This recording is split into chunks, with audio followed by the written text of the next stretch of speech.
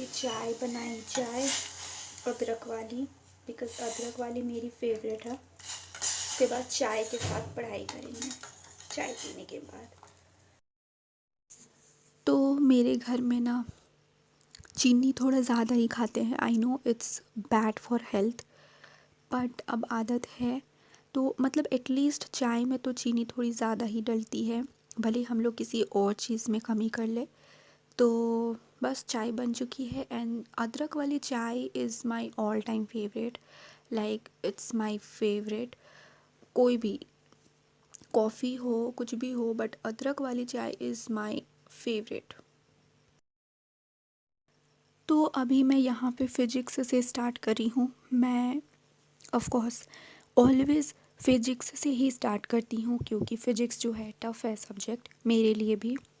And मैं यहाँ पे बता दूँ कि फ़िज़िक्स में जो है ना, पहले तो क्या हुआ ना कि 2 चैप्टर्स आ रहे थे। एक आ रहा था ऑसिलेशन एंड एक आ रहा था वेव्स वाला chapter. But suddenly like test के 5 दिन पहले उन लोगों ने सिलेबस चेंज कर दिया। सिलेबस क्या चेंज कर दिया कि एसएचएम यानी कि ऑसिलेशन वाला चैप्टर आ रहा है एंड एक बेसिक मैथ्स आ रहा है। अब 5 दिन पहले जो है मैंने ऑसिलेशन वाला चैप्टर ही कंप्लीट नहीं किया हुआ है, क्योंकि एसएचएम वाला चैप्टर मैं कंप्लीट कर रही थी। लेकिन अब मुझे बेसिक मैथ भी कंप्लीट करना है। लेट्स होप कि हो पाता है कि नहीं।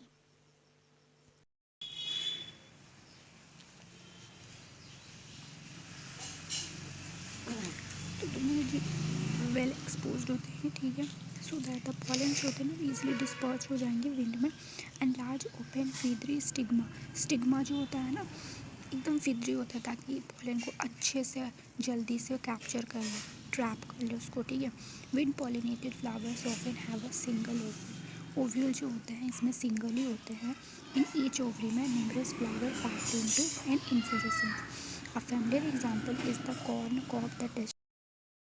तो अब मैं जो हूँ वो बायोलॉजी पढ़ रही हूँ, बिकॉज़ थोड़ा सा टफ चैप्टर के बाद मैं थोड़ा सोचती हूँ कि थोड़ा सा लो सब्जेक्ट लूँ, थोड़ा सा इजी सब्जेक्ट लूँ। तो biology is one of them. तो मैं थोड़ा सा बाहर में धूप में धूप में निकल के मैं पढ़ाई कर रही हूँ। एंड धूप में, क्योंकि अभी जो है ठंडी का मौसम चल रहा है तो थोड़ा सा धूप में बैठने में अच्छा लगता है। तो मैं बायोलॉजी का जो चैप्टर है वो आ रहा है बॉटनी में sexual reproduction in flowering plants, and zoology में आ रहा था बायोमॉलिक्यूल्स। तो बायोमॉलिक्यूल्स तो मैंने ऑलरेडी पढ़ ली हूँ मैं। बाकी ये जो सेक्सुअल रिप्रोडक्शन वाला जो चैप्टर है मैंने इसका लेक्चर भी ऑलरेडी देख चुकी हूँ, बस पढ़ाई करना बाकी था एनसीईआरटी से। एंड धूप भी अच्छी खिली खिली लग रही थी। एंड क्या हुआ कि मैं एनसीईआरटी से मैं बायोलॉजी जो हूँ ना वो 2 बार पढ़ाई करती हूँ। एक बार लेक्चर देखती हूँ, एनसीईआरटी पढ़ती हूँ, फिर क्वेश्चन सॉल्व करती हूँ, फिर से एनसीईआरटी पढ़ती हूँ, फिर से क्वेश्चन सॉल्व करती हूँ। तो इससे क्या होता है ना कि एनसीईआरटी रट रट जाता है, दिमाग में छप जाता है। तो ये बायोलॉजी के लिए ये चीज़ मेरे लिए अच्छी होती है। बट अभी मैं देखती हूँ कि टेस्ट में मैं कितने मार्क्स स्कोर कर पाती हूँ, क्योंकि मैं नहीं चाहती हूँ कि 1 से 2 क्वेश्चन भी नेगेटिव हो। मैं चाहती हूँ कि बायोलॉजी में 360 में 360 आए। तो मैं अब यहाँ पे ना केमिस्ट्री पढ़ रही हूँ। शुरुआत मैंने फ़िज़िक्स से की थी, फिर biology and then chemistry. Chemistry में जो है आइसोमेरिज्म चैप्टर आ रहा है। पहले तो जो था कि आइसोमेरिज्म आ रहा है एंड रेजोनेंस का स्टेबिलिटी तक, मतलब जनरल ऑर्गेनिक केमिस्ट्री का रेजोनेंस का स्टेबिलिटी तक आ रहा था। सडनली सिलेबस चेंज हुआ तो उसमें से जो रेजोनेंस वाला जो पार्ट था वो हट गया, सिर्फ आइसोमेरिज्म आ रहा है। तो मैं बोली कि ठीक है। तो आइसोमेरिज्म जो है ना मेरे पहले से ही इसके नोट्स में बना रखी हूँ। जो अलग पांडे सर का जो पहले जो वीडियोस थे ना, जो आइसोमेरिज्म, आईयूपीसी, एनजीओसी के जो वीडियोस थे, उन्हीं से मैं देखी एंड उन्हीं का नोट्स में पिछले ही ईयर में बना चुकी थी। तो मैं इस बार फिर से वीडियोस नहीं देखी, सिर्फ क्वेश्चन प्रैक्टिस की। जो भी इसमें डीपीपीज वगैरह थे उसी से मैं क्वेश्चन प्रैक्टिस कर रही हूँ एंड उसी से ही मैं क्योंकि जितना ज़्यादा क्वेश्चन प्रैक्टिस करूँगी ना तो उसके लिए उतना ज़्यादा अच्छा होगा। तो वही कर रही हूँ मैं अभी। तो अभी जो है ना, मैं क्या कर रही हूँ, फिजिक्स पढ़ रही हूँ फिर से। तो तभी जैसे कि मैं बताई कि पहले तो मैं एसएचएम पढ़ रही थी, सॉरी वेव्स पढ़ रही थी, जिसकी वजह से एसएचएम का मेरा बैकलॉग लग चुका था।